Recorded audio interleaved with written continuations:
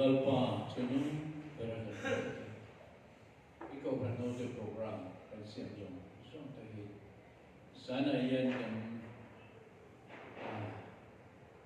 lotlin kan bang sa puro bigan tiyan na naklong tulu kan sui. Lalpa ang patiyan zanin na kami kan man nakum to tahi do na tiyan na ito kan. Amar jual panang cukanin na ini kan. Min mga siya kan buka ikong na awangin himo takimun kan mangjay. Nakumtu na muna pola panang makapagla joy mo ito. Nangin ni poison che. Rompun na le joy mo zoom kan lang che. Do tare te yan kung tarmi lo chwa na. Zoom de potuli kakang mutay durikan zain. Nangin crowd yang ini poison che. Ikut rupa kan kopi. Lalpa patian kan Christmas kuntar program kan saja layan. Natu ka tepo kuntar service tene kan natu mazi ati sana te. Jadi jona lom natu potu le te kan natu zero. Zong ayan. Kini fa te ujian lalpa nama coy mencekan sana. Engkim ganti akan rupi talam krisekan. Idul ozong kan lo soy akan lo tiba leksi. Ingai dalam pola pasana kan tiga. Kan filona alamin pontu lalpa.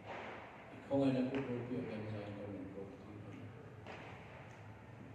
Tunai kan lalpa sukrista kan let.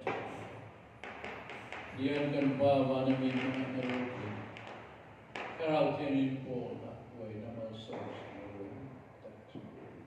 ram tidak rindakan sudah cuma lain saat cuma. Tujuan kuat lo zero. Lain mangka, betul. Hey, kita perlu set betul. Itu ribu rumah.